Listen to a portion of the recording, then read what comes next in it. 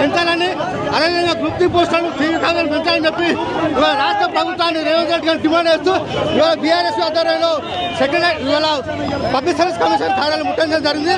భవిష్యత్తులో ఈ ప్రభుత్వం దిగి వచ్చే వరకు కూడా బీఆర్ఎస్ విద్యార్థి విభాగం ఈ కాంగ్రెస్ ప్రభుత్వం మీద పోరాటం చేస్తుంది. ఈ ప్రభుత్వం మెడలు వచ్చి సాధించడానికి నిరుద్యోగులకు మా పార్టీ మా ప్రభుత్వం మా విద్యార్థి డిమాండ్ చేస్తూ ఉన్నాం. జై తెలంగాణ.